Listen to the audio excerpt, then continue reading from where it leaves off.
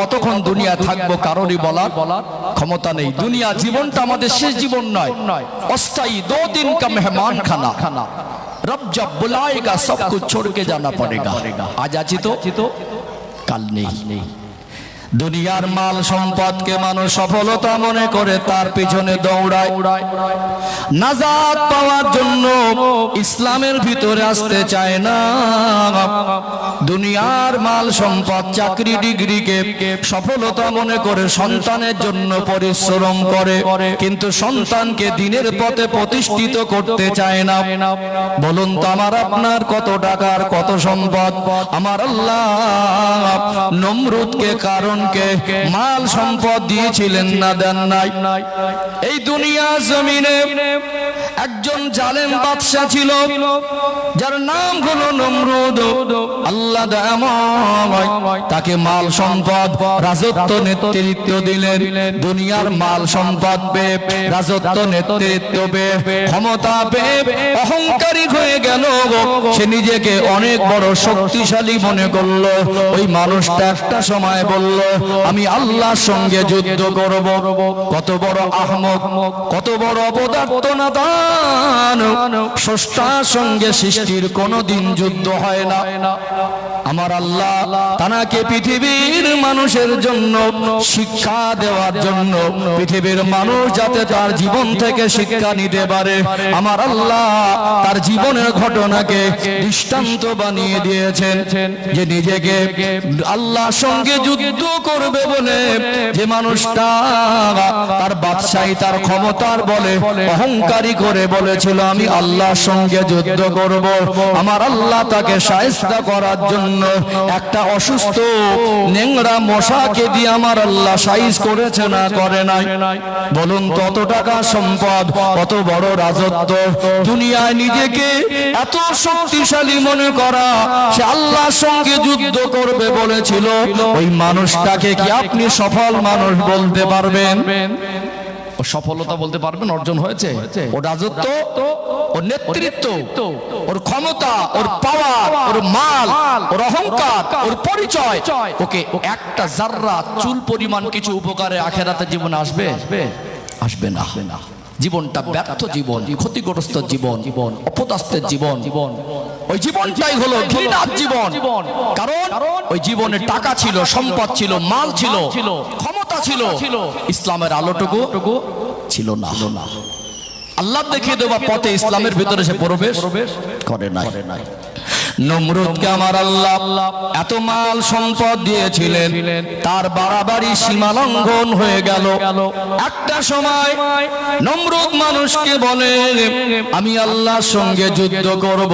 বলুন তো, এত বড় বাদশাহ দুনিয়ায়, তার যদি ওই বাদশাহীটা সফলতা না হয়, আজকে দুনিয়ার জমিনে আমরা যারা ইমানদার মুসলমান, আমাদের জীবন আজকে কোন চিন্তাধারা দিয়ে যায়? আমরা গাড়ি বাড়ি করার জন্য, মাল সম্পদের জন্য যতটুকু সময়ের অর্থ ব্যয় করি, 24টা ঘন্টা দিনের পরে দিন, সপ্তাহের পরে সপ্তাহ, মাসের পরে মাস, বছরের পরে বছর অতিবাহিত হয়, আমরা আল্লাহর পথে প্রতিষ্ঠিত হতে পারছি না। এটা তো আমাদের জীবনে একটা ব্যর্থতা। ফেরাউনের নাম আপনারা শুনেছেন না শোনেন নাই? আল্লাহ পাক তাকেও রাজত্ব দিলেন। ক্ষমতা পাওয়ার পরে সে অহংকারী হয়ে গেল। মুসা আলাইহিস সালামের সঙ্গে তার অনেক ঘটনা কোরআনুল কারিমে আছে না নেই? সে নিজে বাড়াবাড়ি করে বলল আনা রব্বুকুমুল আলা, জনগণকে বলল আমি হলাম তোমাদের খোদা। এত বড় বাদশা নিজেকে মনে করে, সে জনগণের খোদা সাজতে বসলো, বলল আমি তোদের রব। আল্লাহ পাক বলেন পৃথিবীর মানুষ, আমি আল্লাহ তামাম কুল কায়নাতের স্রষ্টা, স্রষ্টার আসন দখল করার দুঃস্বপ্ন আমার আল্লাহ অত বড় জালেম বাদশাকে পানির মধ্যে চুবিয়ে মেরেছে না মারে নাই? ওর রাজত্বর ক্ষমতা, ওর জনগণের সাপোর্ট, লোক লস্কর, ওর এক পয়সা কোনো উপকারে আসে নাই। দুনিয়ার জীবনের সফলতা হলো, আখেরাতের জীবনের সফলতা হলো জীবনে ঈমান নামক সম্পদ হাসিল করা, আল্লাহর পছন্দে জীবন তৈরি করা, আল্লাহর পথে প্রতিষ্ঠিত হওয়া। চলুন এখানে আরেকটা দৃষ্টান্ত তুলে ধরে। আল্লাহ নবী সাহাবী হযরতে বেলাল রাদিয়াল্লাহু আনহুর ঘটনা বহুবার আপনারা শুনেছেন। বিস্তারিত ঘটনা বলা আমার উদ্দেশ্য নয়, শুধু বিষয়টাকে একটু পরিষ্কার করার জন্য 2 মিনিট 2 কথা বলে। বেলাল রাদিয়াল্লাহু আনহুর নামে 1 শতক জমি ছিল না। দুনিয়ায় তার কোনো ব্যাংক অ্যাকাউন্ট ছিল না। দুনিয়ায় তিনি ব্যক্তিগতভাবে কোনো নামি দামি বংশে জন্মগ্রহণ করেন নাই। চেহারাটা কালো, আমি কালো, আপনি কালো, ওই কালো নয়। হাবশি দেশের মানুষরা কেমন কালো আজকে সোশ্যাল মিডিয়ায়, ফেসবুক, ইউটিউবে অনেক সময় নজরে পড়ে।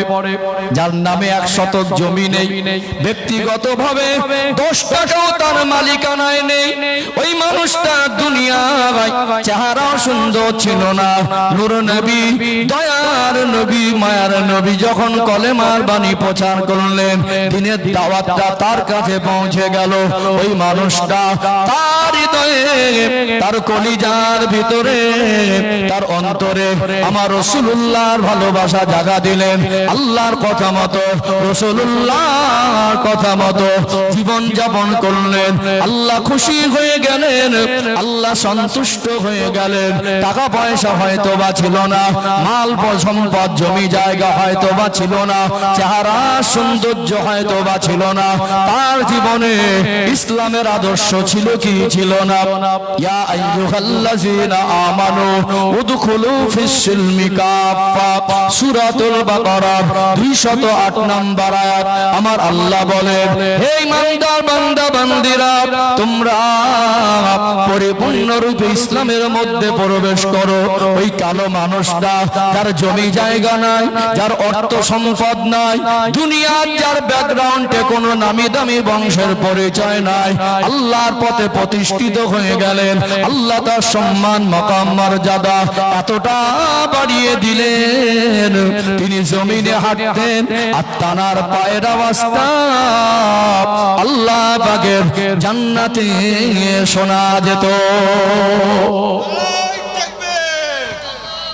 ও ভাইজানেরা, সোনার মানিক যুবকেরা, আব্বারা মায়েরা, আজান দিতেন, শুদ্ধ করে আজান দিতে পারতেন না। যার অন্যতম কারণ ছিল ঈমান আনার কারণে তাকে কঠিন ঈমানি পরীক্ষা দিতে হয়েছিল। তার মনিব উমাইয়া ইবনে খালদ এ বড় কাফের, নিষ্ঠুর, পাষাণ হৃদয়ের মানুষ ছিল। লোহার টুকরা উত্তপ্ত আগুনে লাল করে আমার নবী সাহাবী হযরতে বেলাল রাদিয়াল্লাহু আনহুর গালের মধ্যে ঢুকিয়ে দেওয়ার কারণে সারা জীবনের জন্য তোতলা হয়ে গেলেন। ওই মানুষটা সারা জীবনের জন্য শুদ্ধ করে আজান দিতে পারতেন না, শিন শব্দটা ভালো করে উচ্চারণ হতো না, কিন্তু তার হৃদয়ে ছিল রাসূলুল্লাহর ভালোবাসা দিয়ে ভরপুর। তার জীবনে ছিল আমার রাসূলুল্লাহ সুন্নাত। ওই মানুষটা আমার আল্লাহর কথা মতো জীবন যাপন করা শুরু করলেন। আল্লাহ এতটা সন্তুষ্ট হয়ে গেলেন, আল্লাহ এতটা রাজি হয়ে গেলেন, তার সম্মান আল্লাহ কতটা বাড়িয়ে দিলেন। নবী আমার হলেন মদিনার মসজিদে নববী শরীফের ইমাম।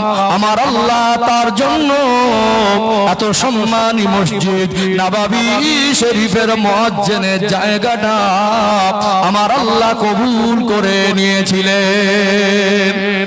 ওই অশুদ্ধ আজান, যেটা জিহ্বা পুড়ে যাওয়ার কারণে শুদ্ধ করে উচ্চারণ করতে পারতেন না, আজান দিতেন মদিনার মসজিদে নববী শরীফে, আওয়াজটা পৌঁছে যেত আল্লাহ পাকের আরশে আজিমে। জোরে বলেন না সুবহানাল্লাহ। বলুন, এই মানুষটাকে সফল মানুষ বলবেন না? আমরা দুনিয়াতে অর্থ সম্পদের বিরোধী না, ইসলাম অর্থ সম্পদের বিরোধী না। অবশ্যই চাকরি ডিগ্রি দরকার আছে, রাজত্ব নেতৃত্বের দরকার আছে। ওই রাজত্ব নেতৃত্ব, চাকরি ডিগ্রি, অর্থ, গাড়ি বাড়ি যেন আমাকে আখিরাত ভোলা করে না দেয়, যেন আমাকে জাহান্নাম ভোলা না করে দেয়, আল্লাহ এবং রাসূলকে ভোলা না করে দেয়। দুনিয়াতে আমার কম যদি কোটিপতি হয় সেটা আমার কাছে গর্বের, আমার একটা ভাই যদি ডক্টর হয় সেটা আমার কাছে গর্বের, আমার একটা ভাই যদি বিশ্বের মধ্যে এক নাম্বার ধনী হয়, আপনাদের এই দিয়ারা গ্রামের যদি একজন মানুষ সারা বিশ্বের মধ্যে 10 জন ধনীর মধ্যে একজন হয়, সেটা গর্বের হবে না? এই গ্রামে এমন বহু মা আছে, এমন বহু অনাথ পরিবার আছে, এমন দুঃখের ছায়া তাদের জীবনে নেমে এসেছে। আল্লাহ তো দুনিয়া আমাদের পরীক্ষা করার জন্য পাঠিয়েছেন, পরীক্ষা করার জন্য পাঠায় না। মানুষের অভাব অনাটন, মাল সম্পদ, অর্থবিত্ত সবটাই পরীক্ষা শুরু। স্বামী চলে যাওয়ার পরে একটা মেয়ে ছিল, মেয়েটাকে কোন রকম কষ্ট করে বিবাহ দিয়েছে গরিব একটা ছেলের সাথে। আজকে সেই মাটা অসুস্থ, বিছানো সজ্জা, ঔষধ কেনার পয়সা পায় না। এই গ্রামে 4টে গরিব মানুষ, তাদের ঋণের বোঝা মাথায়। ওই 4টে মানুষকে গিয়ে যদি ধরি যে আমার গ্রামে একজন মা অসুস্থ, তার চিকিৎসার পয়সা নেই, আপনারা 30,000 করে দেন, দিতে পারবে? আমাদের খাওয়া হয় না, আমরা কোথা থেকে দেবো? কিন্তু এই গ্রামে যদি 4টে ডাক্তার থাকে, 2টো মাস্টার থাকে, একজন ব্যবসায়ী থাকে, একজন নামকরা নেতা থাকে, একজন মন্ত্রীর বাড়ি হয়, 30 জন ধনী যদি 5,000 করে দেয় তো 1.5 লাখ একটা বাচ্চা, একটা অসুস্থ মায়ের চিকিৎসার ব্যবস্থা হবে না? অর্থ বিরোধী ইসলামও নয়, আমি অর্থের বিরুদ্ধে কথা বলছি না। যেটা আমার বলার উদ্দেশ্য, দুনিয়ায় অর্থেরও দরকার আছে, রাজত্বেরও দরকার আছে। আমার একটা ভাই যদি কোনো ভালো কেন্দ্রীয় মন্ত্রী হয় বা আমার রাজ্যের কোনো মন্ত্রিত্ব পদ পায়, সেটা আমার কাছে গর্বের না? অবশ্যই গর্বের, কিন্তু এর বিরুদ্ধে আমার কথা নয়। আমি বলতে চাইছি ওগুলো আমাদের জীবনের মূল সফলতা নয়। আপনি বলুন, অনেক বড় চাকরি করে, এই বড় চাকরি কিন্তু তার ভিতরে নামাজ নেই, তার ভিতরে সুন্নাত নেই, তার ভিতরে ঈমানের শুদ্ধতা নেই, তার ভিতরে ন্যায় নীতি নেই, তার ভিতরে আদর্শ নেই, তার ইনকাম অফ সোর্সের মধ্যে পবিত্রতা নেই, হালাল রুজি নেই। ওই অর্থ, সম্পদ, চাকরি, ক্ষমতা ওকে কবরে গিয়ে কোনো উপকার করতে পারবে? আর ওই জীবন নিয়ে কি আল্লাহর কাছে প্রিয় হওয়া যাবে না? তাহলে আমার কথাটা নেগেটিভ নিলে হবে না, অর্থ বিরোধী কথা বলছি না। আমি যেটা বোঝাতে চাইছিলাম, জীবনের সফলতা হলো আল্লাহর রেজামন্দি হাসিল করা। এই জীবনের সফলতা হলো এই জীবনের আখলাক, চরিত্রকে পবিত্র করা, নীতিকে পবিত্র করা, আদর্শকে পবিত্র করা, চিন্তাকে পবিত্র করা। আমাদের চলা বলা, চিন্তা চেতনা, ওটা বসা, খাওয়া দাওয়া 24টা ঘন্টা আমার রাসূলকে অনুসরণ করা। কথা ঠিক না বেটি? ও ভাইজানেরা, সোনার মানিক যুবকেরা, আব্বার মায়েরা, কোরআনুল কারীমের 29 নম্বর পারা শুরুতে একটি সূরা আছে, সূরার নাম হলো সূরাতুল মুলক। 114টি সূরার ভিতরে এটি হলো 67 নম্বর সূরা, সূরাতুল মুলকের 2 নম্বর আয়াত। আমার আল্লাহ জানিয়ে দেন, আল্লাযী খালাকাল মাউতা ওয়াল হায়াতা লিয়াবলুয়াকুম আইয়ুকুম আহসানু আমালা। আমি আল্লাহ হায়াত আর মউত এই জন্য সৃষ্টি করেছি, আমি আল্লাহ দেখতে চাই আমার বান্দা বান্দী কতটুকু নেক আমল করে আসতে পারে, দুনিয়াতে আমরা যেন আল্লাহ ভোলা না হয়ে যায়। আল্লাহ আমাদেরকে হায়াত আর মউতের মাঝে আলামে আসবাব, এই দুনিয়ার জীবনে যে হায়াতটা দিয়েছে অতি অল্প সময়, এটা হলো অস্থায়ী জীবন। কুল্লু নাফসিন যায়িকাতুল মাউত, মউতের স্বাদ সকল নফসকে গ্রহণ করতে হবে। ফাইযা জা আজালুহুম লা ইস্তাখিরুনা সাআতাও ওয়া লা ইস্তাকদিমুন। আল্লাহ বলেন, বান্দা বান্দি ইন্তেকালের সময় হয়ে গেলে সামান্য যাররা টাইম আগে পিছে করা হবে না। বলুন তো, আল্লাহর ডাক আসলে পৃথিবীর কোন শক্তি কি আমাদেরকে আটকে রাখতে পারবে? কাফনের কাপড়ের পকেট হয় না, क्या तुम कब्रिस्तान के पास से कभी नहीं गुजरते? কখনো কি কবরের ধার থেকে যান না? ভাঙা কবরটা দেখে নিজের কবরের কথা কি মনে পড়ে না?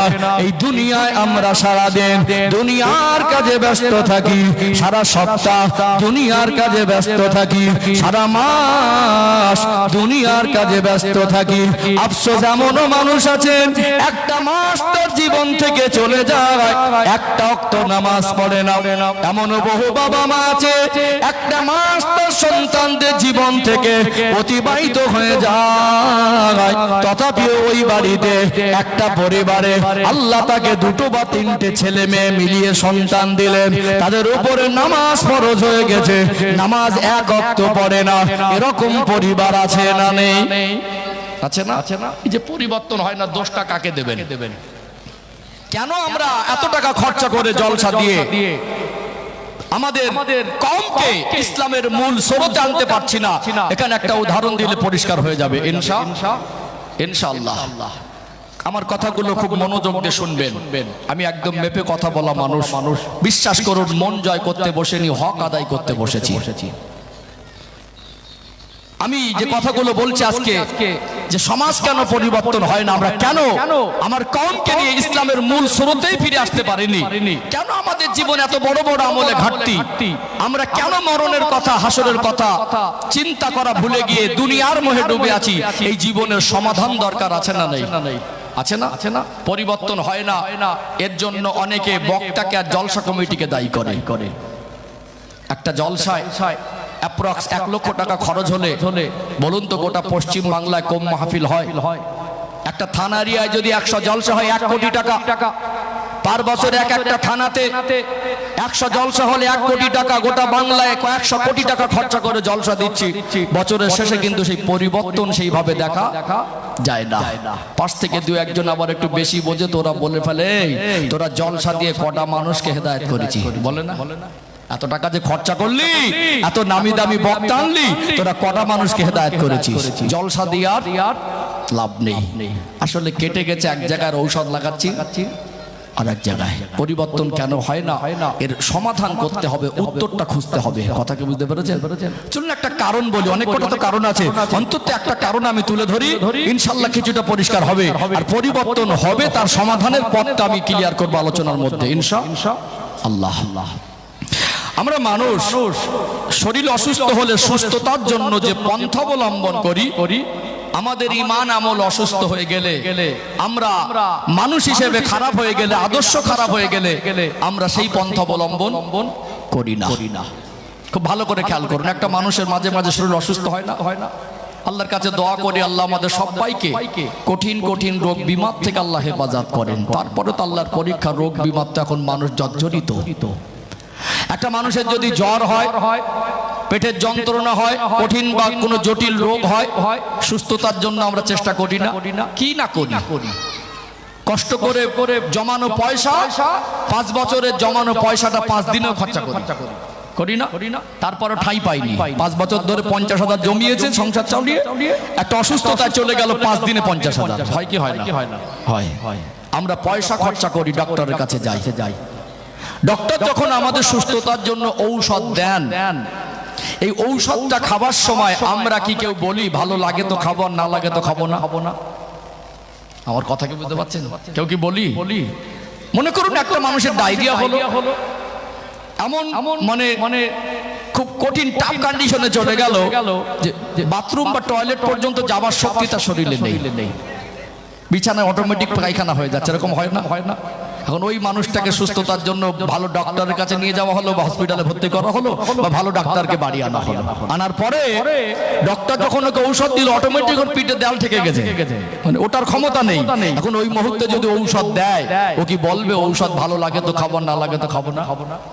তেতো লাগলেও খাবে, খারাপ লাগলেও খাবে, খেতে মন না চাইলো চেপে চেপে গালের মধ্যে দেবে, কষ্ট হলেও না নেই।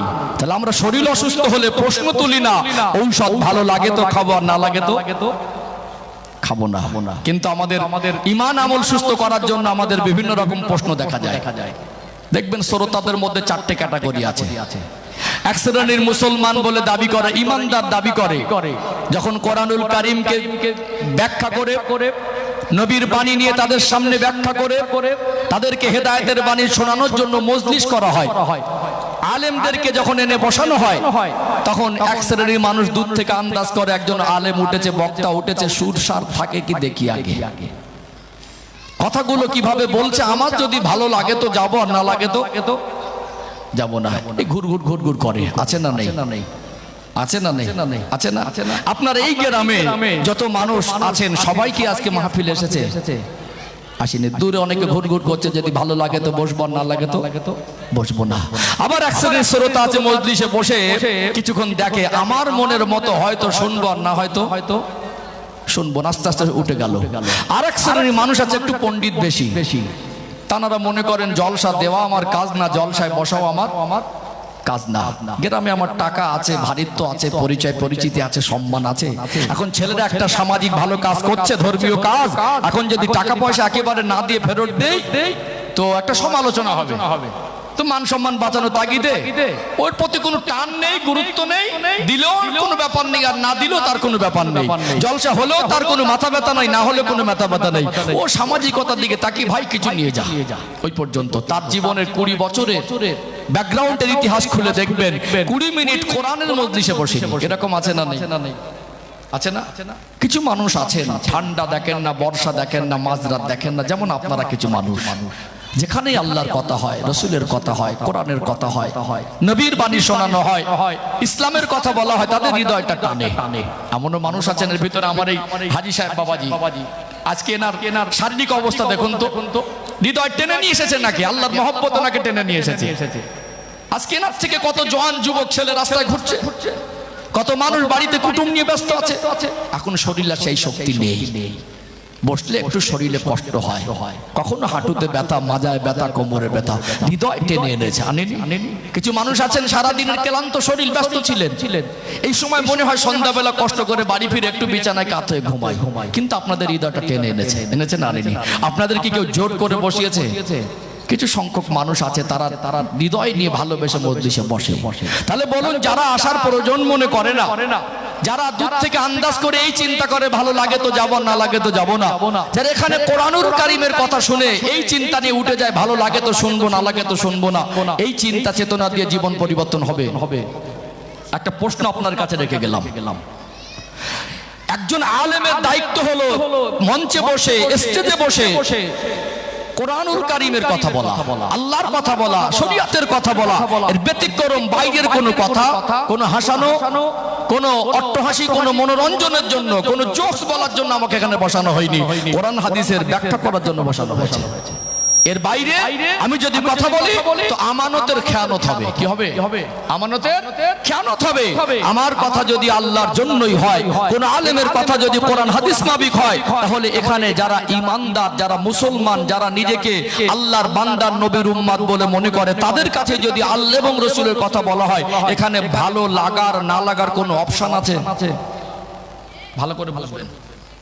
যদি কারোর চিন্তা চেতনা এই হয়, কোরআনুল কারীমের কথা যদি ভালো লাগে তো শুনবো, না লাগে তো শুনবো না, আল্লাহর কথা যদি ভালো লাগে তো শুনবো, না লাগে তো শুনবো না, কিছু ভালো লাগে মানছি, ভালো লাগে না মানি না, এই চিন্তা চেতনা নিয়ে কি আল্লাহর কাছে ঈমানদারদের অন্তর্ভুক্ত হওয়া যাবে?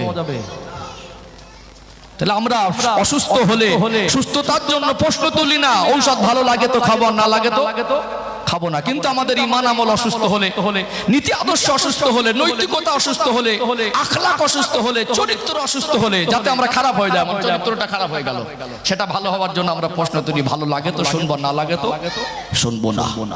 অবশ্যই আমি একটা কথা বলি, আমার যারা বক্তব্য ফলো করেন, যারা আমাকে চেনে, আমার একাধিক বক্তব্য শুনেছেন, আমার কথা উপস্থাপনের ভঙ্গিমা, বায়ান সম্পর্কে তারা ভালো জানেন। বিশ্বাস করুন, আমি আজও পর্যন্ত নিজেকে বক্তা বলে মনে করতে পারিনি। তারপরে বলবো, আমার এই টুপিটা আলেম না, আমার এই পোশাকটা আলেম না। আমি একটা ভালো শিক্ষা প্রতিষ্ঠান গুজরাট রাজ্য থেকে পড়াশোনা সমাপ্ত করেছি, আমার একটা সার্টিফিকেট প্রদান করা হয়েছে, ওটাও আলেম না। আমার আদর্শ যদি আলেমের মতো না হয়, আমার আখলাক যদি আলেমের মতো না হয়, আমার আমল যদি আলেমের মতো না হয়, আমার বায়ান বক্তব্য যদি আলেমের মতো না হয়, আমার ভিতরের চিন্তা চেতনা যদি আলেমের মতো না হয়, ওই সার্টিফিকেট, লম্বা জামা, টুপি নিয়ে আল্লাহর কাছে আমি আলেম বলে গণ্য হতে পারবো না। এই জায়গাটা হলো যোগ্য ব্যক্তিদের জায়গা। আমার বয়ান বক্তব্য আখলাক চরিত্র কথা যদি আলেমের মতো না হয়, আমাকে অযোগ্য মনে হয়, আমার থেকে দূরে থাকবেন। এটা যোগ্য ব্যক্তিদের জায়গা, যোগ্য ব্যক্তিকে বসাবেন। তার মুখ থেকে কোরআন হাদিসের বয়ান হলে সে পৃথিবীর যত বড় ধনী হোক তার জন্য কোরআনুল কারীমের বয়ান, আর যত বড় গরীব হোক তার জন্য কোরআনুল কারীমের বয়ান। প্রত্যেকটা স্তরের মানুষের জন্য আল্লাহ ইসলাম দিয়েছেন, আল্লাহ রাসূলকে পাঠিয়েছেন, আল্লাহ পাক কোরআনুল কারীমকে নাজিল করেছেন আমাদের সর্বস্তরের মানুষের জন্য। এই মজলিস, কথা বলতে পারছেন না? এখানে এসে বসা মানে আক্রমণ নয়, কাউকে ছোট করা নয়। একজন আলেম যখন দিনের বাণী শোনাবেন তখন সর্বস্তরের মানুষ এসে শুনবে মানার মানসিকতা নিয়ে। এখানে আল্লাহর কথা রাসূলের কথা ভালো লাগলেও মানতে হবে আর না লাগলেও মানতে হবে, ভালো লাগলেও শুনতে হবে আর না লাগলেও শুনতে হবে।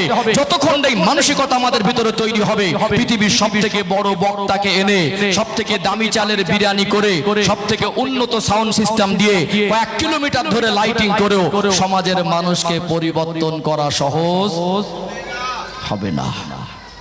কারণ কি বুঝতে পেরেছেন? আমাদের, আমি আপনার কাছে কোরআনের কথা বলছি, আমার তো দায়িত্ব পৌঁছে দেবার। আপনার জীবনের পরিবর্তনের ঠিকাদারি আল্লাহ বক্তারা জলসা কমিটির হাতে দেয়নি। আপনাকে জোর করে পরিবর্তন করে দেবার পারমিশন আমাকে দেওয়া হয়নি। যদি আলেমকে জলসা কমিটিকে জোর করে পরিবর্তনের পারমিশন দেওয়া হতো তাহলে গ্রামে যারা নামাজি ছিল না, ছোট ছোট ওই কুঞ্চির লাঠি কেটে নিয়ে গিয়ে সব পিছন থেকে বাড়ি মেরে মেরে মসজিদে নিয়ে আসতো। দায়িত্ব তো আল্লাহ দেয়নি। দিয়েছে কি? আমি আপনার কাছে চেষ্টা করছি আমার অযোগ্যতার ভিতর থেকে আমি অযোগ্য স্বচ্ছ নিয়েতে দিনের বাণী পৌঁছে দিয়ে মানুষকে দিনের রাস্তা বুঝিয়ে দেবার। প্রত্যেকের নৈতিক দায়িত্ব আল্লাহর কথাগুলো মেনে চলা, রাসূলের কথাগুলো মেনে চলা, জীবনের ঘাটতি পূরণ করা। আমরা যখন যতদিন না এই ভালো লাগলেও মানবো না লাগলেও মানবো কোরআনের কথা, আল্লাহর কথা, রাসূলের কথা, এই মানার মানসিকতা আসবো, শুধু হুজুর বলে গেলে পরিবর্তন হবে না। আমরা নিজেরা মানার মানসিকতা আসতে পারিনি, অথচ দোষ দিয়ে দেই অন্যের ঘাড়ে। এটা আমাদের একটা নেগেটিভ দিক। কথা কি বুঝতে পারছেন? চলুন এটা একটা কারণ তুলে ধরলাম। আমি কোরআন হাদিস থেকে রেফারেন্স দিয়ে নামাজি কেন বাড়ছে না, আমার ইমাম সাহেব ভাই সম্ভবত একজন, উনি বলছিলেন হুজুর একটু নামাজের কথা বলবেন, তাই জন্য আমি আজকে নামাজের লাইনটা চুজ করেছি। নামাজি কেন বাড়ছে না, এখানে কয়েকটা কারণ তুলে ধরি। সমাধান দরকার। এখানে যেমন সমালোচনা দরকার, গঠনমূলক সমাধানও দরকার। শুধু কেউ নামাজ পড়ে না বলে, নামাজি বাড়ছে না বলে তাকে আক্রমণ করব, তাকে নিয়ে ছোট বড় বলবার আপনি হি করে হেসে দিলেন, হুজুর তো হেভি দিল, এতে তো সমাজ পরিবর্তন হবে না। আপনার মা পর্দা করে না, আপনার নিজের বোন পর্দা করে না, আপনার স্ত্রী পর্দা করে না। আমি হুজুর যদি এখানে খুব কাজটা করে মা বোনদের আক্রমণ করি, কেউ হেসে ফেলে বললেন হুজুর হেভি দিল, এটাই কি পরিবর্তনের রাস্তা? আপনার ছেলে নামাজ পড়েন, আমি বেনামাজিকে কাজটা করে দলিল দিয়ে বললাম বেনামাজি জাহান্নামে যাবে, কথার কথা বলছি। এখন আপনি হেসে দিলেন হুজুর তো খুব কড়া করে ওয়াজ করে, হেভি দিল, এতে কি আপনার জীবনে ছেলের জীবন পরিবর্তন হয়ে যাবে? তাহলে শুধু সমালোচনা নয়, আক্রমণ নয়, কেন পরিবর্তন হয় না তার সমাধানের রাস্তাটাও খোঁজা। কথা ঠিক না বেটি? বুঝতে পাচ্ছেন? অসুস্থ হলে একজন ভালো যোগ্য বিজ্ঞ ডক্টরের কাছে গেলে তার সুস্থতার পন্থাটা খুঁজতে হয়। এই জন্য আমাদের জীবনের ইসলামের জন্য আলেমের সহবতে বসতে হবে, নিয়ত ঠিক করতে হবে, রাস্তা যেটা কোরআন হাদিস থেকে বলে দেবেন সেগুলো মানার আপ্রাণ চেষ্টা করতে হবে। আল্লাহ পাক হলেন হেদায়েতের মালিক, আল্লাহ স্বয়ং হেদায়েত কোন নবী রাসূলদের হাতেও দেয় নাই। আপনি যদি চান আর আল্লাহ পাক যদি হেদায়েত দেন তো হেদায়েত হবে। আমি জোর করে, কমিটি জোর করে আপনাকে হেদায়েত করে দিতে পারবে না। ও ভাইজানেরা, সোনার মানিক যুবকেরা, আব্বারা মায়েরা, খুব গভীর মনোযোগ দিয়ে শুনুন। এটা ধোঁকা দেওয়ার জায়গা নয়। আমি দায়িত্ব পালন করতে বসেছি। সমাজ কেন পরিবর্তন হয় না? আজ গাড়ি বাড়ির উন্নতি করলো, জামা কাপড় চকচকে করলো, ঘরের ভিতরে আসবাবপত্রকে আপডেট করলো, আমরা কেন আমাদের ঈমানের দৃষ্টিকোণ থেকে আমাদের জীবনের আমল আখলাক আপডেট করতে পারি না? এর পরিবর্তনের রাস্তা খোঁজা দরকার আছে না নেই? সবাই বলেন আছে না নেই? এই পরিবর্তনের জন্য প্রত্যেককে দায়িত্ববান হতে হবে। চলুন কোরআনুল কারীম থেকে একটি আয়াত তুলে ধরি। কোরআনুল কারীমের 28 নম্বর পারা 19 নম্বর পৃষ্ঠা, সূরার নাম হলো সূরা আত-তাহরিম, 6 নম্বর আয়াত।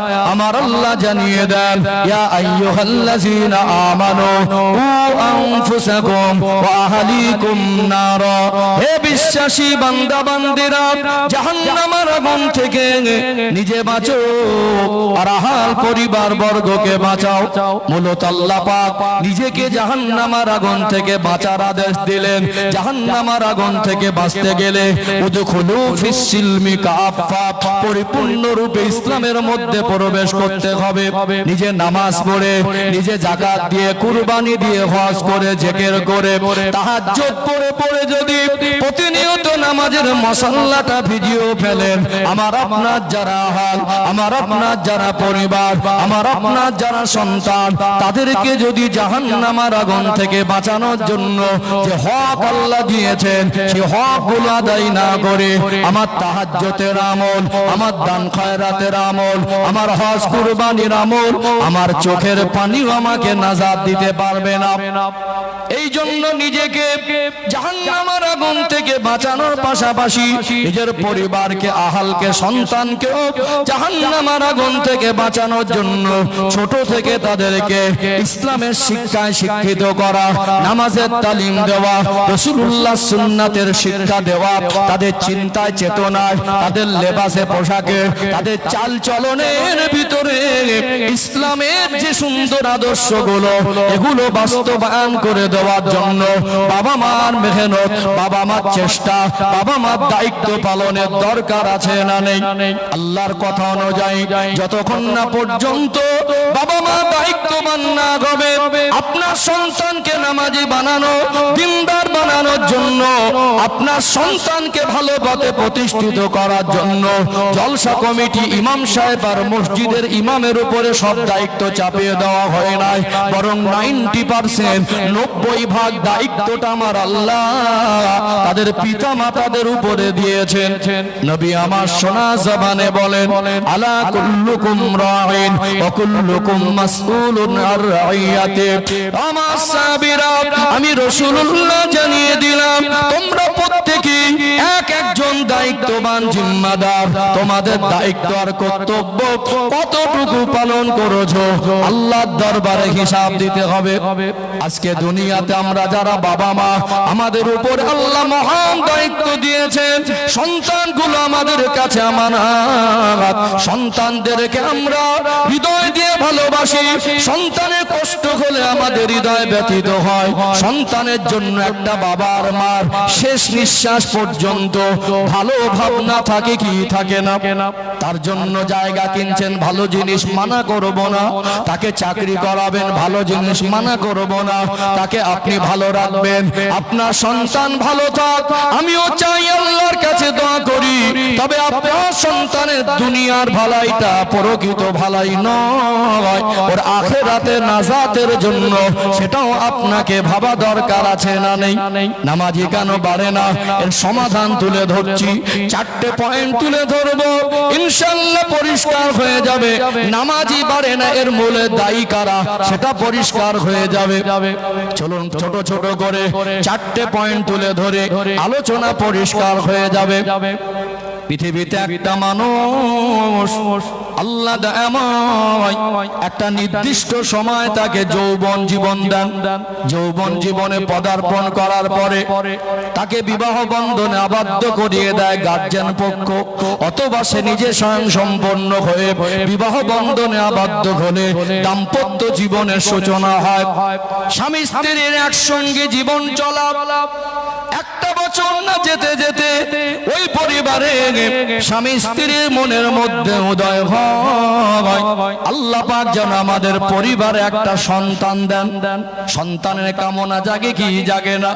দুনিয়াতে একটা সন্তান আসলে ওই পরিবারের মধ্যে খুশি জোয়ার বয়ে যায়। মানুষ মাত্র জীবনে পোশাকের দরকার আছে না নেই? পোশাকবিহীন মানুষের জীবন চলতে পারে না। একটা মানুষের পোশাক পোশাক দরকার বলে তার জন্ম হওয়ার পর থেকে তার মৃত্যু পর্যন্ত, এমনকি দাফন করার শেষ পর্যন্ত তার জীবনে পোশাক দরকার হয় কি হয় না? বাচ্চা ভূমিষ্ঠ হলো, ওই বাচ্চার জন্য পরিবারের যারা আত্মীয় স্বজন সবাই মিলে খুশি মনে যে যার মতো পছন্দের একটা করে পোশাক এনে দেয়। বাবা যদি অন্ধ হয়, মা যদি ভিক্ষুক হয়, একটা মানুষ যদি সব থেকে গরিব হয়, ওই বাবার মাকে কি বলতে শুনেছেন? আমি গরিব, আমার বাচ্চাকে পোশাক দিতে পারবো না, পোশাক ছাড়া বড় হোক, এমন কথা কি কোনো বাবা মা আজ পর্যন্ত বলেছে? বলেছে কি? আমাদের বাচ্চা হলেই, ছেলে হোক আর মেয়ে হোক, তাদের ইনকাম রোজগার খাবো, তারা আমাকে ইনকাম করে খাওয়াবে, কমের উপরে 20 বছর বয়সের আগে এই আশা বাবা মা করে না। করে কি? কমের উপরে অনেক বাবা মা আছে আরো বেশি পড়িয়ে মানুষ করতে চায়। নিম্ন একটা বেসিক যে একটা চিন্তা যে আমার মেয়ে যদি হয় ভালো করে লেখাপড়া শিখিয়ে মানুষের মতো মানুষ করে ভালো একটা ছেলের হাতে তুলে দেবো, যেন সুখে শান্তিতে একটা ভালো জীবন সঙ্গী পেয়ে জীবনটা পার করতে পারে। তাহলে মেয়ের দ্বারা ইনকাম খাবার আশা বাবা মা করে না। করে কি? আর ছেলে যদি হয় তো ছেলেটাকেও মানুষের মতো মানুষ করব, যদি সে মানুষের মতো মানুষে প্রতিষ্ঠিত হয়। আর বার্ধক্য জীবনে যদি একটা সময় আমার ইনকাম করার মতো শারীরিক অবস্থা না থাকে, হয়তো বা ওই সুসন্তান বা নেক সন্তান একদিন বাবার হক আদায়ের জন্য সে আমার সাহারা হবে। দুটো ডাল ভাত এনে দিয়ে আব্বা বলে ডাকবে, অসুস্থতায় সুখে দুঃখে আমার পাশে থাকবে। সাধারণত 20 বছরের আগে তাদের দ্বারা ইনকাম বা রোজগার খাবো, তারা আমাকে রোজগার করে দেবে, এই চিন্তা কোনো বাবা মা করে না। ছেলে হোক আর মেয়ে হোক 20 বছর পর্যন্ত তাদের পোশাক কিনে দেয় কে? বাবা মা না? কে কিনে দেয়? কোন ক্ষেত্রে কোন অবস্থায় কোন বাবা মাকে বলতে শুনেছেন যে আমার ছেলে হোক আর মেয়ে হোক পোশাক টোশাক দিতে পারবো না, ওইভাবে বড় হোক? বরং এই 20 বছরে যা পোশাক লাগে, যেটা প্রয়োজন ছিল তার থেকে বেশি দিয়েছি না কম দিয়েছি? বছরে 4টে লাগলে কিনে দেই 8টা।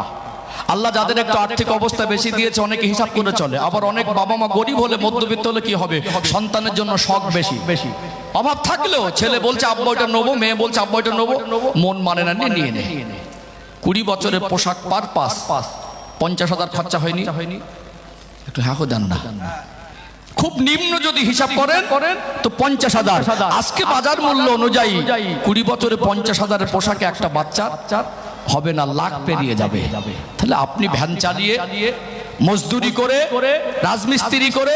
রাজমিস্ত্রির সঙ্গে জোগাড়ে করে, কৃষি কাজ করে, দেশ ছেড়ে বিদেশে পড়ে থেকে, নিজের রাজ্য ছেড়ে অন্য রাজ্যে পড়ে থেকে আপনার 2 বা 3টে সন্তান, তার পিছনে 20 বছরে আপনি কমের উপরে 1.5 থেকে 2 লাখ টাকার পোশাকটাকে পরিয়েছেন, কোনোদিন না করেছেন যে পারবো না করেছে? তাহলে পোশাকে আমরা কেউ অপারগতা স্বীকার করিনি। করেছি কি যে হবে না, আমার দ্বারা পারবো না। এর জন্য আমরা বাবা মা আমাদের সর্বোচ্চ কষ্ট পরিশ্রম করেও সন্তানের চাওয়া পাওয়াটা মেটানোর চেষ্টা করি। তাহলে একটা পয়েন্ট হলো, পোশাকের ক্ষেত্রে আমরা কেউ অপারগতা স্বীকার করিনি, আর কমিও রাখিনি, বরং যা প্রয়োজন ছিল তার থেকে কয়েক গুণ বেশি পর্যাপ্ত তাকে দেওয়ার পরেও বেশি দিয়েছি। এটা একটা গিফট ক্লিয়ার হলো ইনশাআল্লাহ। পরবর্তী পয়েন্ট, আমি একেবারে পাট করে কথা বলে অভ্যস্ত। ও ভাইজানেরা, সোনার মানিক যুবকেরা, আব্বারা মায়েরা, মানুষের জীবনে যেমন পোশাকের প্রয়োজন, আপনি বলুন বাবা মা হিসাবে এই সন্তানকে লালন পালন করার দায়িত্বটা খুশি মনে আমরা যে যার কাঁধে উঠিয়ে নিয়েছি না নেয়নি? আমার সন্তানকে অন্যের পোশাক কিনে দেবে এই দিকে চেয়ে থাকি না। নিজে যদি অপারগ হই, কাজ করতে গিয়ে অক্ষম হয়, মানুষের কাছে ভিক্ষা করে হলেও সন্তানকে পোশাক দেয়, এটা আমরা দায়িত্ব মনে করেছি। এই দায়িত্বে কোনো ঘাটতি নেই। পরবর্তী পয়েন্ট, আল্লাহ পাক দুনিয়ার জমিনে মানুষকে পাঠিয়েছেন। মনুষ্য জাতি জীবনের একটা বৈশিষ্ট্য হলো এদের জীবনে ক্ষুধা লাগে, খাবার প্রয়োজন হয়। খেতে হয় কি হয় না?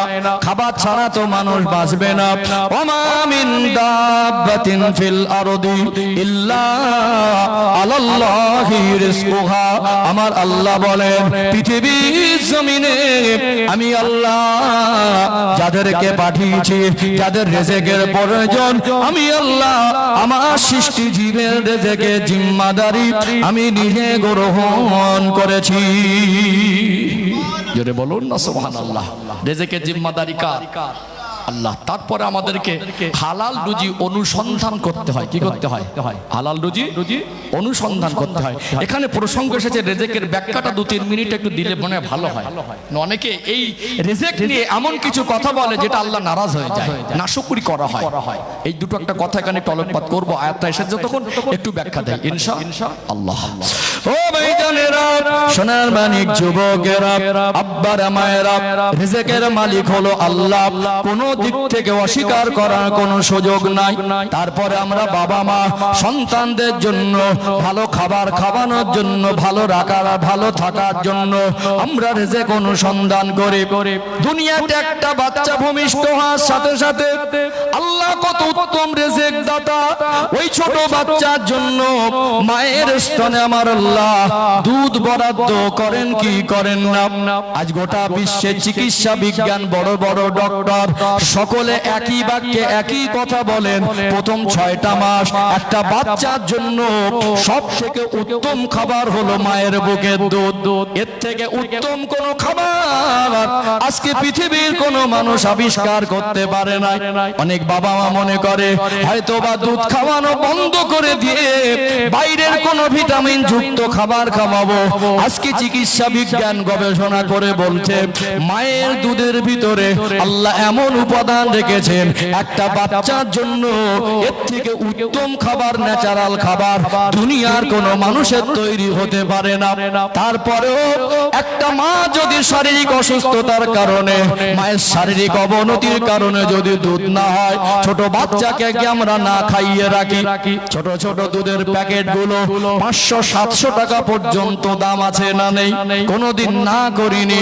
রিজিকের মালিক আল্লাহ এই বিষয়টা একটু পরিষ্কার করে আমাদের রুজি রোজগারের জিম্মাদারি নিয়ে আমরা আমাদের সন্তানদের মুখে হাত জোগাই, এই বিষয়টা ব্যাখ্যা করব।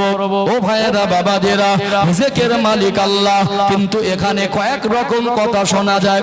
কিছু মানুষ টাকা পয়সা পেয়ে, মাল সম্পদ পেয়ে, চাকরি করে, ব্যবসা করে ধনী হয়ে অহংকার করে বলে আমার রোজগার আমি খাই। অনেকে বলে তোর বাপের খাই না আমার বাপের খাই।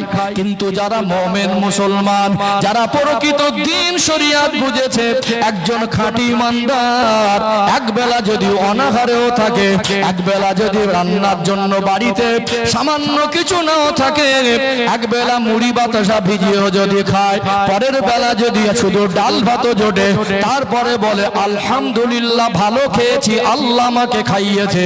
এরকম মানুষ আছে না নেই? আছে না নেই? রিজিকের মালিক আল্লাহ। এইটা কোরআনুল কারীমের যে আয়াত, আল্লাহ কোরআনুল কারীমের একটা সেন্টেন্স, একটা ওয়ার্ড, একটা আয়াতকে পৃথিবীর মানুষ আজও পর্যন্ত চ্যালেঞ্জ গ্রহণ করে মিথ্যা প্রমাণ করতে পারেনি, আর কিয়ামত পর্যন্ত পারবে না। কোরআনুল কারীমের মতো এমন একটি কিতাব এর ডুপ্লিকেট করে কেউ লিখতেও পারেনি, আর কিয়ামত পর্যন্ত পারবে না। যালিকাল কিতাবু লা রাইবা ফীহি, ওই কিতাবে ভুল তো দূরের কথা, সন্দেহের অবকাশ পর্যন্ত নেই। আল্লাহ রিজিকের মালিক। গোটা পৃথিবীর মধ্যে যত বড় বড় রাষ্ট্রপ্রধান আছে, পৃথিবীর মধ্যে যারা নিজেকে অনেক শক্তিশালী মনে করে, আমার আল্লাহ যদি গোটা বিশ্বের মধ্যে 50 বছর পানি বর্ষণ বন্ধ করে দেন, গোটা বিশ্বের বড় বড় নেতাদের বাবার কি 14 পুরুষের ক্ষমতা আছে আল্লাহর মতো করে মানুষের জীবনের প্রয়োজন মিটিয়ে দেবে? আছে কি? আজকে বিজ্ঞানের আবিষ্কার অনেক উন্নত, টেকনোলজি ব্যবহার করি, রকেট আবিষ্কার করে মানুষ মঙ্গল গ্রহের চাঁদে যাচ্ছে।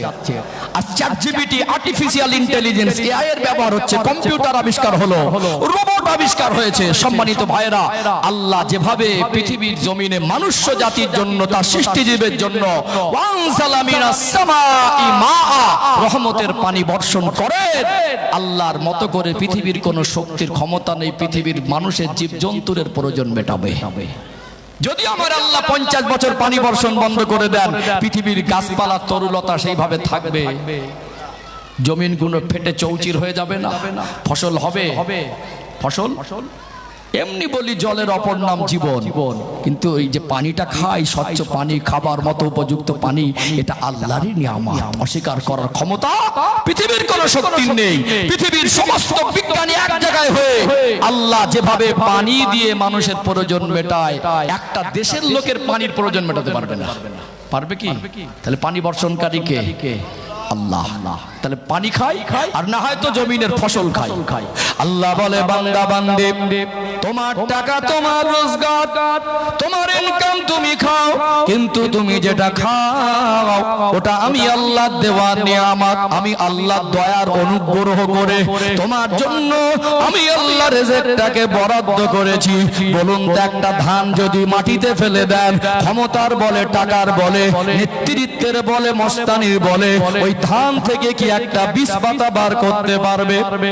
ওই বীজ পাতা বার করেন তিনি কে? বীজ পাতাকে বড় করে একটা ধান থেকে একটা ধানের শীষ দানকারী তিনি কে? গম খান, সবজি খান, ভাত খান, রুটি খান, যা কিছু হালাল রিজিক হিসাবে খায় আমার আল্লাহ দয়াময়। দুনিয়ায় কত সুস্বাদু মিষ্টি মিষ্টি ফল বল আমাদের জন্য দিয়েছেন। আল্লাহ পাক কোরআনুল কারীমে বলেন, ওয়া ইন তাউদ্দু নি'মাতাল্লাহি লা তুহসুহা। ওরে আমার বান্দা বান্দি, আমি আল্লাহ তোমাদেরকে এত বেশি নিয়ামত দিয়েছি, তোমরা আমার নিয়ামতকে যদি গুনতে থাকো, গুনে গুনে শেষ করতে পারবে না। কলাকে আল্লাহ দিলেন, সুন্দর ছাল দিয়ে ঢেকে দিলেন। কাঁঠাল দিলেন, মিষ্টি ফল, সুন্দর ছাল দিয়ে ঢেকে দিলেন। আল্লাহ পাক লেবুগুলো দিলেন গাছে, সুন্দর ছাল দিয়ে ঢেকে দিলেন। এগুলো যদি আল্লাহ সুন্দর ছাল দিয়ে ঢেকে না দিতেন, এতে জীবাণু হয়ে যেত, অল্প সময় নষ্ট হয়ে যেত, আমাদের জন্য সুস্বাস্থ্যকর খাবারের মধ্যে গণ্য হতো না। আল্লাহর অফুরন্ত দয়া, মানুষ একটা আলুর অংশ কেটে জমিনে রেখে দিলে ওতে কলা দিয়ে আল্লাহ গাছ করে, আবার ওই মাটির নিচে আল্লাহ কয়েক কিলো আলু দান করে। বলুন তো, ফসল দেওয়ার মালিককে, পানি বর্ষণ করার মালিককে? আমার আল্লাহ যে নিয়ামত আমাদের জন্য বরাদ্দ করেছেন, রোজগার করে সবজি কিনে আনেন, চাল কিনে আনেন, আপনি পানি খাচ্ছেন, এগুলো যে আল্লাহ পাকের নিয়ামত, পৃথিবীর কোন শক্তির ক্ষমতা নেই অস্বীকার করার। এবারে বলুন, রিজিকের মালিককে? আল্লাহ যা খাওয়ায় বলতে হয়, খাওয়ানোর মালিক হলো আল্লাহ। আল্লাহ খাইয়েছেন, আলহামদুলিল্লাহ ভালো খেয়েছি। এই রিজিককে শুকরিয়া আদায় করতে হয়, নিয়ামতের কদর করতে হয় আমার আল্লাহ। তার জন্য লা ইন শাকারতুম লা আযীদান্নাকুম, যদি কোনো বান্দা বান্দি আল্লাহ নিয়ামতের শুকরিয়া আদায় করে, আমার আল্লাহ দয়াময়, তার জন্য আমার আল্লাহ নিয়ামতকে বৃদ্ধি করে দেয়। রিজিকের মালিককে? আল্লাহর কোরআনুল কারীমের আয়াত পৃথিবীর মানুষকে চ্যালেঞ্জ করার মতো না।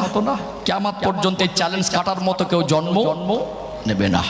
আর একটা জিনিস ফলো করেছেন, একটা বাবার মার ফিজিক্যাল সম্পর্কের কারণে 2 ফোঁটা নাক পাক পানি থেকে একত্রিত করে আল্লাহ মায়ের গর্ভে রক্তপিণ্ড থেকে মাংসপিণ্ড, প্রত্যেকটা 40 দিন পর পর একটা মানুষের শারীরিক গঠনের ধাপ আল্লাহ পরিপূর্ণ করেন। একটা মা গর্ভবতী অবস্থায় 4 মাস প্লাস অনুভূতি হয়, বাচ্চা পেটের মধ্যে নড়াচড়া করছে, হয় না?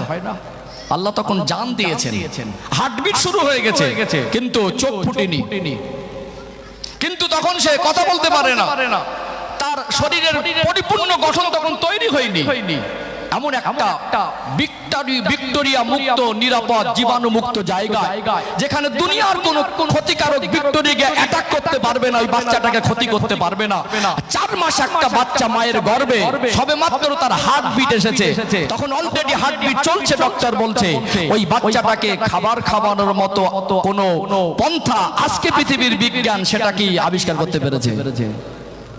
তার জন্য উপযুক্ত খাবার আমার আল্লাহ মায়ের নারীর সঙ্গে কানেকশন করে আল্লাহ একটা ভিক্টোরিয়া জীবাণু মুক্ত নিরাপদ জায়গায়, কত সুন্দর একটা জায়গা আল্লাহ প্রতি 40 দিন পর পর একটা ধাপ কমপ্লিট করছেন এবং মায়ের নারীর সঙ্গে কানেকশন করে তার জন্য উপযুক্ত রিজিকটা আল্লাহ তার শরীরে পৌঁছাচ্ছেন। জোরে বলুন। আর চোখ ফুটেছে তাই, আজ আল্লাহ হাত পা দিয়েছে তাই, তোমাকে হাত পা ছাড়া দুনিয়ায় পাঠাতে পারতো। তার নিদর্শন আল্লাহ দুনিয়ায় কিছু মানুষকে দেখিয়েছেন। তোমাকে আল্লাহ চোখ না দিয়ে দুনিয়া পাঠাতে পারতো।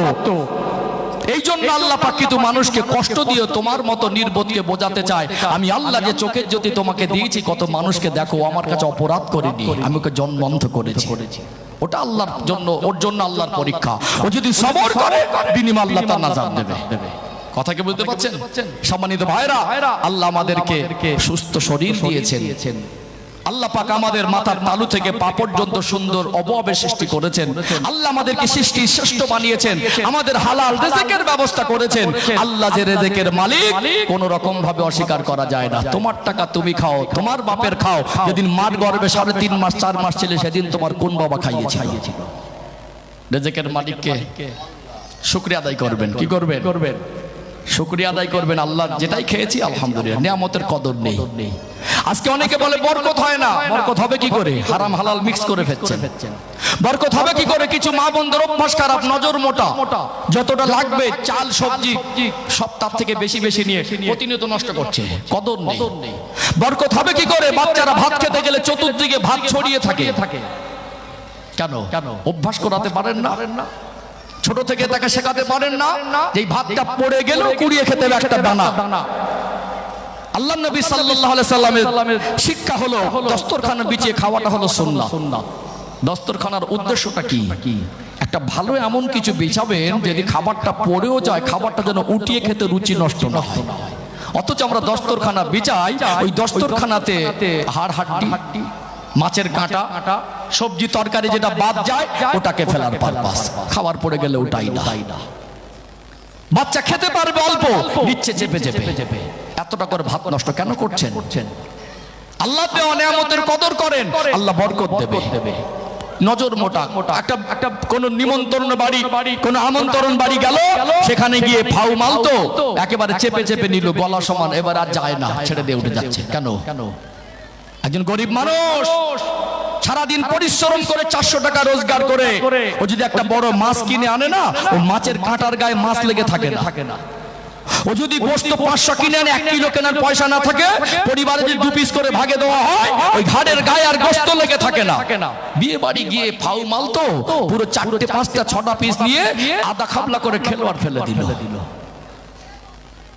নিয়ামতের শুকরিয়া আদায় করতে হবে না? হবে না শুকরিয়া আদায় করতে? শুধু বলছে হুজুর বরকত নেই। আল্লাহ নিয়ামতের কদর না করলে, আল্লাহ শুকরিয়া আদায় না করলে আল্লাহ বরকত দেবে না। কষ্ট পাচ্ছেন নাকি আলোচনায়? অসুবিধা হচ্ছে? তাহলে রিজিকের মালিক কে?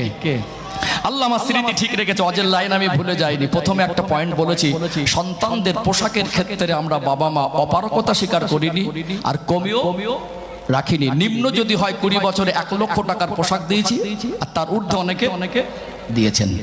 আসছিলাম দ্বিতীয় পয়েন্টে, এটা খাবার। কিসের খাবার? ও ভাইজানেরা, সোনার মানিক যুবকেরা, আব্বার মায়েরা, রিজিকের মালিক হলেন আল্লাহ। তারপরে আমাদেরকে দুনিয়ায় হালাল রুজির অনুসন্ধান করতে হয়।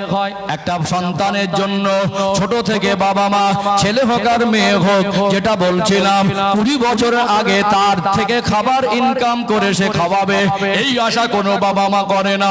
20 বছর ধরে সন্তান যেটা চেয়েছে, যদি বলে আব্বা গোশত খাবো, যদি বলে আব্বা মাছ খাবো, আব্বার মন মানে না।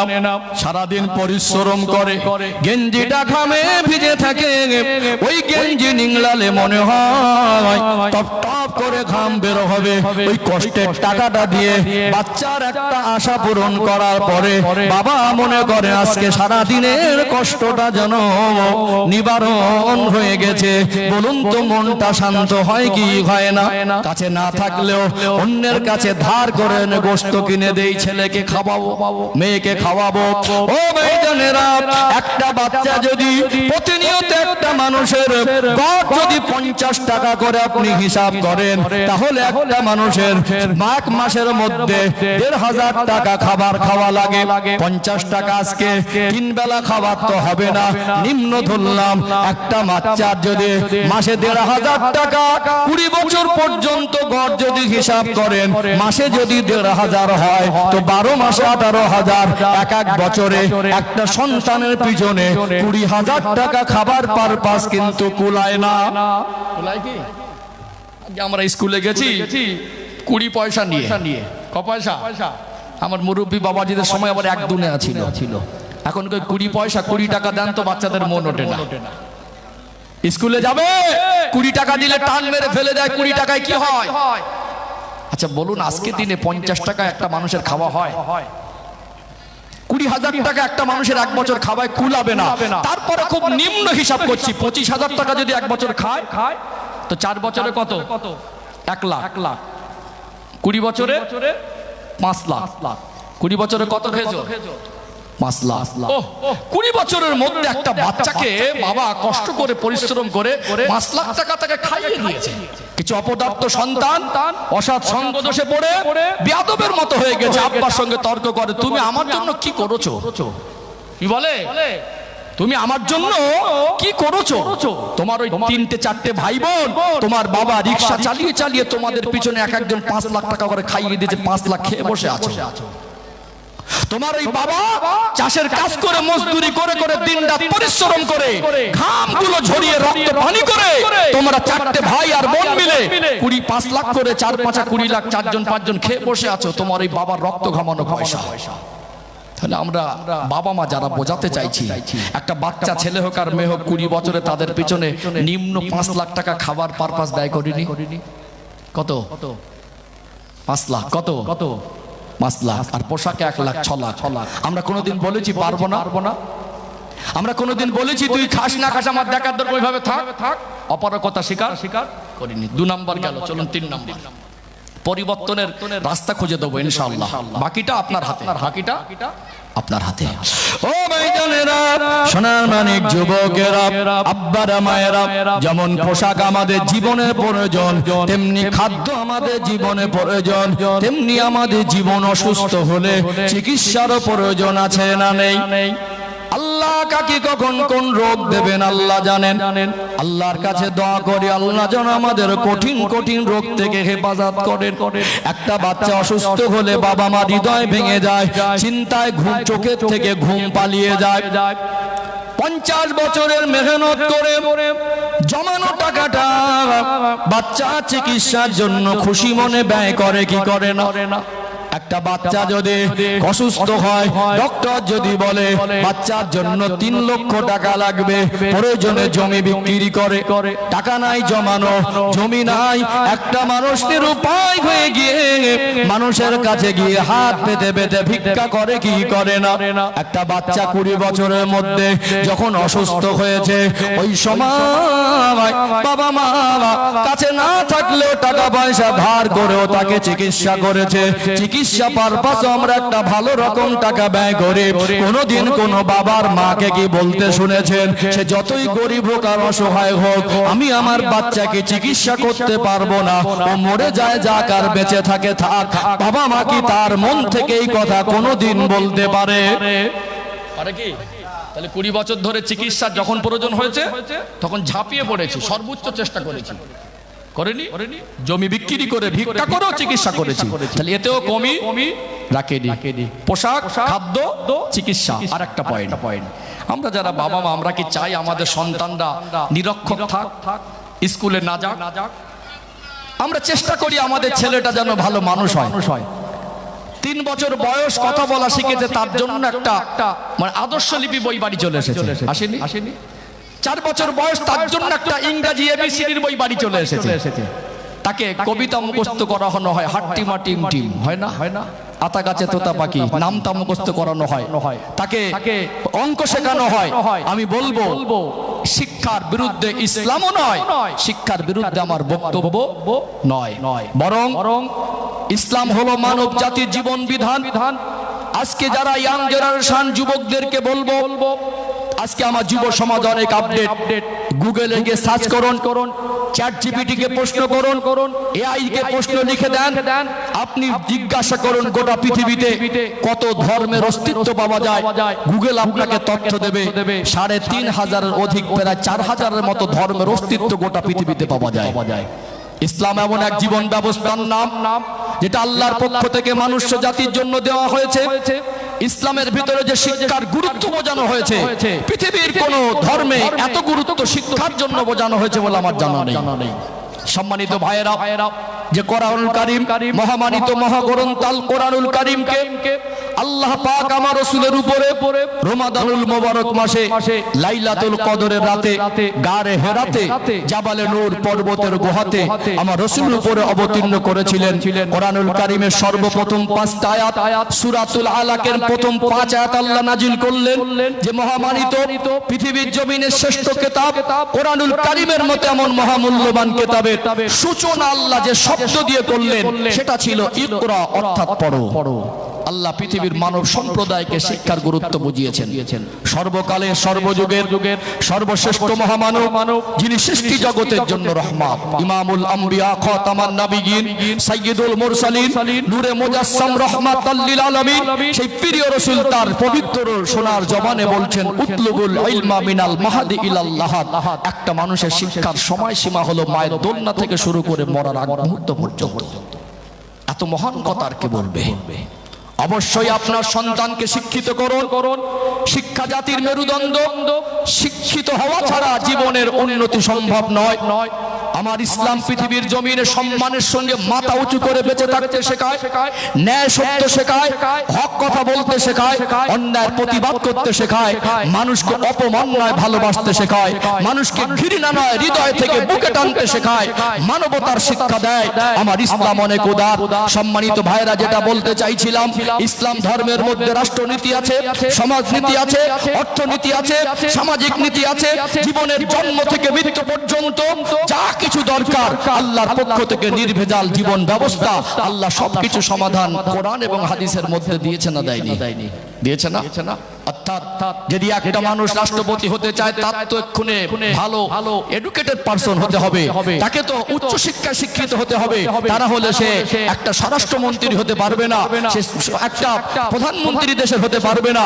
ইসলাম তো আপনাকে রাজনীতি করতে বা রাষ্ট্র পরিচালনা করতে মানা করে না, বরং ন্যায় পরায়ণ শাসক যদি না থাকে, সৎ মানুষ যদি দেশ চালনার স্টারিং এ না থাকে, তাদের ভিতরে সততা যদি না থাকে, হিংস্র মনোভাব হয়, হিংসুক মনোভাব হয়, জঘন্য মনোভাব হয়। আজ গোটা বিশ্বের মধ্যে জঘন্য প্রকৃতির মানুষ যারা আজকে ক্ষমতার চেয়ারে বসে তারা ক্ষমতাকে অপব্যবহার করছে, জনগণের শান্তি ছিনিয়ে নিতে চাইছে, এর কারণে গোটা বিশ্বের মধ্যে আজ অশান্তির চিত্র দেখা যাচ্ছে না? যায় না? যাচ্ছে না? আজকে আমাদের এই ভারতবর্ষে যে এসআইআর হচ্ছে না, বলুন তো এই এসআইআর কারণে যদি সত্যিকারের যে বিপদ আসে, এটা কি কোনো এক নির্দিষ্ট সম্প্রদায়ের উপরে আসবে? আমার তো মনে হয় না। আমরা জাতি ধর্ম বর্ণ নির্বিশেষে হিন্দু মুসলমান জৈন খ্রিস্টান কাঁধে কাঁধ মিলিয়ে চলি। ধর্ম তার একান্ত ব্যক্তি স্বাধীনতা, কোন ধর্ম মানবেন সেটা আপনার পার্সোনাল ম্যাটার, পার্সোনাল ব্যাপার। আমরা মানুষ হিসেবে মানুষের পাশে দাঁড়াই, মানুষ হিসেবে মানুষের পাশে থাকি, মানুষ হিসেবে মানুষকে ভালোবাসি। বলুন আপনাদের এই দিয়ারা গ্রামে হিন্দু মুসলমান আছে না নেই? আছে না? আজকে এসআইআর কে নিয়ে মানুষকে আতঙ্কিত করা হচ্ছে না? হয় না? আমি বলবো, আমার মনে হয় অশিক্ষিত সমাজ যেভাবে বিশ্লেষণ করে সোশ্যাল মিডিয়া আপনারা দেখছেন, আর আমি আমার ব্যক্তিগত মতে মনে করি যে কোন বারবার এক জালেম শাসক গোটা ভারতবর্ষের মানুষকে যেভাবে পেরেশানি করে রেখেছে, শুধু কাগজ দিয়ে লাইনে দাঁড়ানোতে পেরেশান। অর্থনৈতিক পরিকাঠামো অত্যন্ত দুর্বল, দেশে সেইভাবে কাজ রোজগার নেই, মানুষ পেরেশানিতে আছে। এক তো বিভিন্ন রকম খাদ্যে ভেজাল, আমরা শারীরিকভাবে অসুস্থতা জর্জরিত হয়ে আছি। এর ভিতর থেকে দেখুন, কখনো বলছে আধার কার্ড সংশোধন, কখনো বলছে বায়োমেট্রিক আপডেট, কখনো বলছে প্যান কার্ডের সঙ্গে আধার কার্ডের লিঙ্ক, কখনো বলছে আপনাকে আবার এসআইআর করে আপনার যে নাগরিকত্ব যে প্রমাণ করতে হবে আপনি সঠিক নাগরিক কিনা। যেভাবে ডকুমেন্টস গুলো তারা দাবি করছে, এটা সকলের জন্য বার করা সম্ভব নয়। আমি বলবো, এই বাংলাদেশে কিছু মানুষ আসতেই পারে, সে কোন ধর্মের আমি জানি না, এই দেশকে আমি ভালোবাসি, এই দেশে জন্মগ্রহণ করেছি, এই দেশে জন্মগ্রহণ করেছি মনে এই দেশে আমার যত অধিকার, প্রধানমন্ত্রী নরেন্দ্র মোদী প্রধানমন্ত্রী হতে পারে তার যত অধিকার, একজন ভ্যান চালক যদি এই দেশে জন্মগ্রহণ করে তারও সমপরিমাণ অধিকার। আপনার চেয়ারকে সম্মান করি, কিন্তু মনে রাখবেন দুনিয়ায় মানুষ চিরজীবন বাঁচে না, ইতিহাস হয়ে থাকবে। আজকে ভারতবর্ষের মানুষ পেরেশানিতে আছে না নেই? আছে না? কোন বিদেশি ঘুষপেটি আমার দেশে রাজত্ব করুক সেটা আমিও চাই না, কিন্তু এই দেশের একটা নাগরিক যেন বেনাগরিক না হয়, একজন ভোটারকে যেন ডিভোটার করা না হয়। আমি বলবো মুসলমানদের অতটা ক্ষতি হবে না। অনেক হয়তো অসচেতন, অনেক হয়তো অভাবের কারণে কাগজ পেপারস গুলো, ডকুমেন্টস গুলো গুছিয়ে রাখতে পারেনি, একটু হ্যারাসমেন্ট হবে। আপনাদের আত্মীয় স্বজনের নামগুলো আছে কিনা আপনারা সচেতন হয়ে সবাইকে সাহস যোগান, পাশে দাঁড়ান। এই দেশ একটা সময় মুসলমানরা 700 বছর রাজত্ব করেছে। আমি গ্যারান্টি দিয়ে বলতে পারি, আমার কাছে ব্যক্তিগতভাবে এই 1947 সালে দেশ স্বাধীন হয়েছিল, তার আগের ডকুমেন্টস আমার কাছে আছে। আমরা উড়ে আসিনি, আমরা বাংলাদেশি নয়। এই দেশ আমাদের, আমার বাপ দাদারা এই দেশটাকে, আমার পূর্বপুরুষরা 700 বছর শাসন করেছে।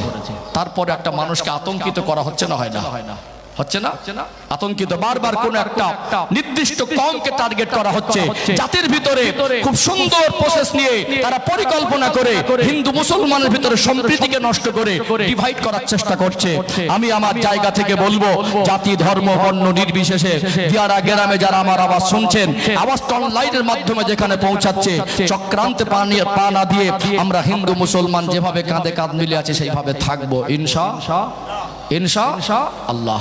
আল্লাহ আমার ভারতবর্ষকে জালেম শাসক থেকে ভারতবাসীকে আল্লাহ হেফাজত করেন, বলেন আল্লাহুম্মা আমিন।